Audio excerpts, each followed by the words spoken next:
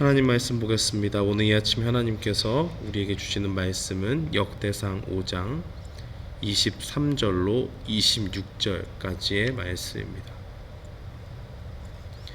역대상 5장 23절로 26절까지의 말씀.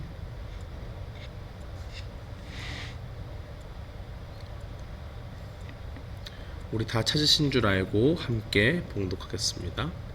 므낫세 반지파 자손들이 그 땅에 거주하면서 그들이 번성하여 바산에서부터 바알 헤르몬과 스닐과 헤르몬 산까지 다다랐으며 그들의 족장은 에벨과 이시와 엘리엘과 아스리엘과 예레미야와 호다위야와 야디엘이며 다 용감하고 유명한 족장이었더라. 그들이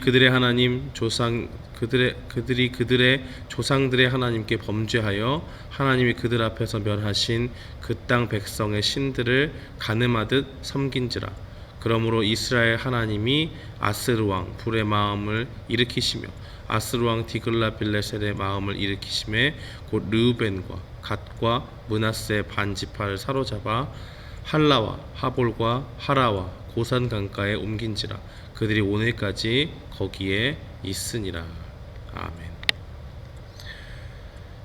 저는 본문 말씀 역대상 5장 23절로 26절 말씀을 통해서 르우벤, 갓, 므낫세 자손들이라는 제목으로 하나님의 말씀을 선포하겠습니다. 이 역대상 5장은 요단 동편에 거주했던 이 세 지파에 대한 내용을 담고 있습니다.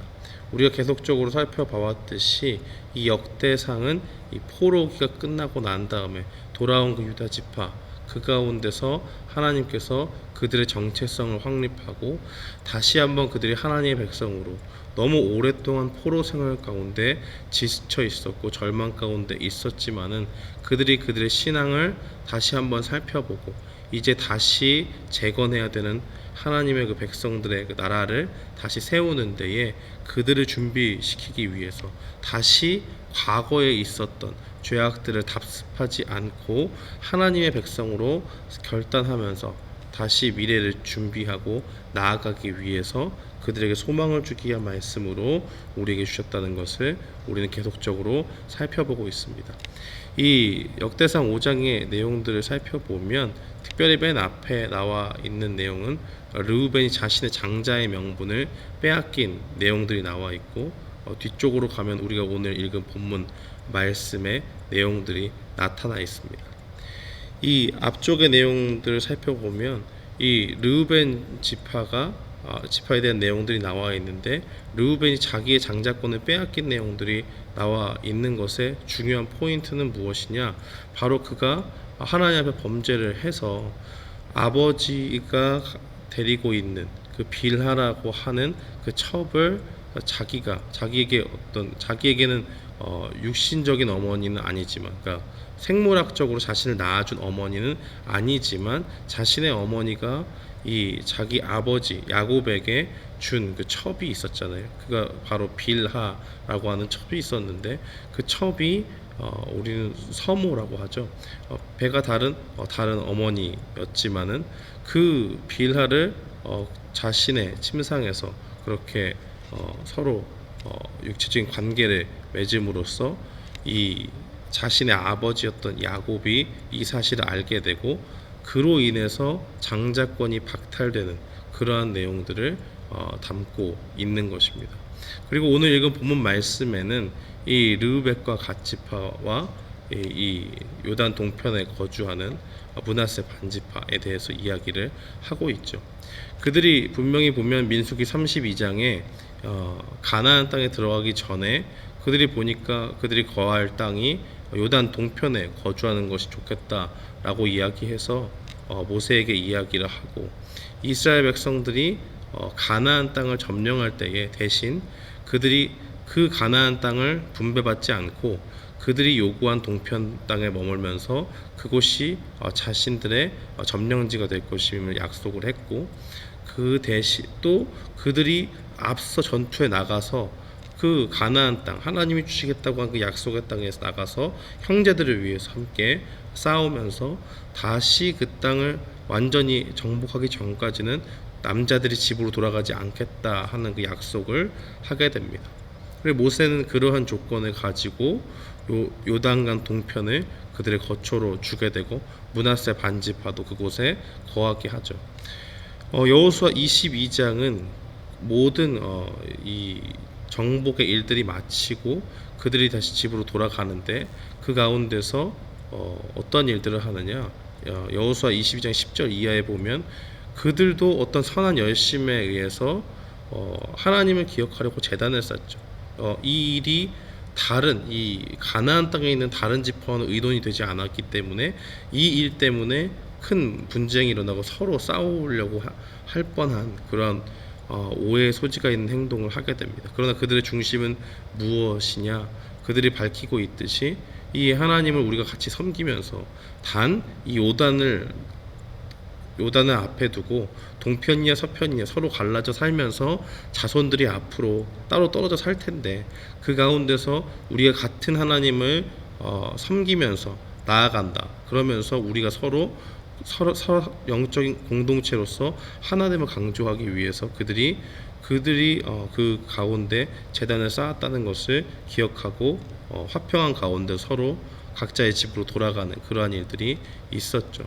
이렇게 이 세 지파는 비록 요단 동편에서 그들의 가정을 일구고 그들의 삶의 터전을 일궜지만 그들이 처음에 가나안 땅에 들어가려고 할 때 또 가나안 땅을 정복하고 나오면서 집으로 돌아가는 그 과정까지 이 일들을 살펴보면 하나님 앞에 약속한 것들을 최대한 지키려고 했고 그 약속을 그대로 지키면서 또 그들의 자손의 신앙을 걱정하면서 그렇게 여호수아 22장에 제단을 쌓아서 그것이 증표가 되어서 이 요단 동편과 서편에 있는 이 이스라엘 공동체가 하나로 묶이고 하나님을 섬기는 공동체라는 것을 기억하려고 그렇게 했다는 것을 분명히 보게 됩니다.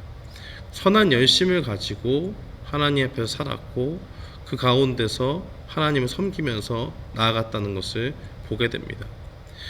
하나님께서는 이들을 사용하셔서 실제로 그 이방 민족들에게 승리를 주신 적이 있죠.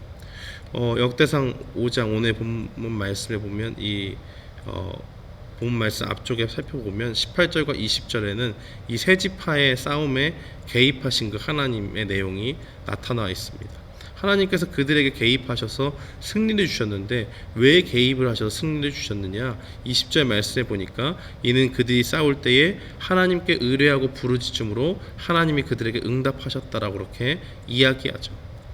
믿음 가운데서 이 모든 승리를 주실 분이 오직 하나님밖에 없음을 의지하고 전쟁 중에 하나님께 부르짖으면서 나아갔을 때에 하나님께서 그들 가운데 이방 민족들로부터 승리할 수 있는 힘을 주셨다는 것을 분명히 보게 됩니다. 그런데 그들이 그 이후에 행보가 어땠느냐? 그들 가운데 이름이 난 용사들이 있고 유명한 족장들이 있었지만은 25절에 보니까 그들이 그들의 조상들의 하나님께 범죄하여 하나님이 그들 앞에서 멸하신 그 땅의 백성들을 가늠하듯 섬겼다라고 그렇게 이야기하죠. 그 우상 숭배에 빠져버린 것입니다. 그렇게 됐을 때 이들에게 내려진 재앙은 무엇이냐? 26절에 아수르 왕 디글랏빌레셀에게 사로잡혀서 포로로 갈 수밖에 없는 그런 상황들을 우리에게 알려주고 있는 것이죠. 사랑하는 성도 여러분, 오늘 본문 말씀을 통해서 우리가 깨달을 수 있는 것은 무엇입니까? 첫 번째는 죄를 멀리하는 것이 하나님 앞에 살 길이다라는 것을 분명히 보여주고 있습니다.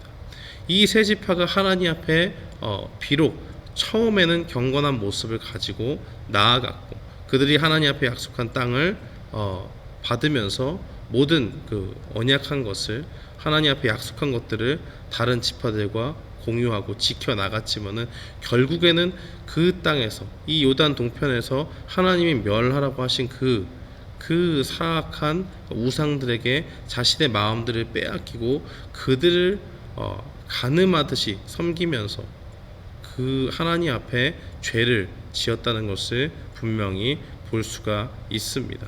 그 죄악으로 인해서 그들은 그들이 가지고 있었던 그 땅에서 가지고 있는 그 자유함과 그곳에서 모든 풍요로움들을 다 잃어버릴 수 있었던 것이죠.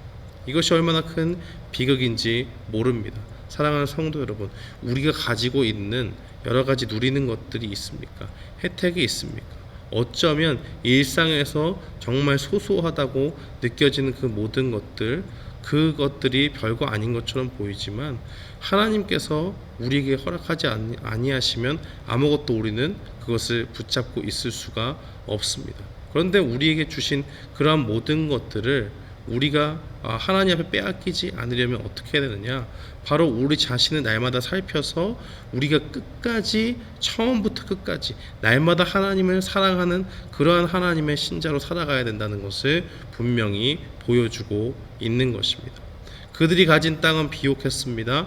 그들이 가진 땅은 그들이 소유하기에 넉넉하고 굉장히 좋은 땅이었습니다. 그러나 그들이 그 땅 가운데 일궈놓은 모든 영광들, 그러한 것들이 언제 무너졌느냐? 바로 하나님께 마음을 두지 않고 우상 숭배에 빠짐으로써 그들이 가진 모든 것들을 잃어버리고 그들이 포로로 잡혀가는 그러한 상황들을 맞이하게 되었다는 것입니다. 사랑하는 성도 여러분, 우리 가운데 하나님을 사랑하지 못하고 하나님보다 더 사랑하는 것이 있다면 오늘 이 시간에 그 모든 것들을 내어버려야 될 줄 믿습니다. 그것들로 더 이상 하나님의 자리를 차지하지 못하도록 우리의 마음을 살피고 하나님의 말씀을 앞에 두고 우리가 온전히 하나님만을 사랑하겠습니다라는 그런 고백 가운데 나아가는 우리가 되어야 될 줄 믿습니다. 이 사실을 기억하면서 하나님 앞에서 우리의 마음을 살피고 죄악들을 멀리하고 온전히 하나님만 사랑하고 하나님께만 소망을 두며 나아가는 우리 모두가 되기를 주님의 이름으로 축원합니다. 아멘.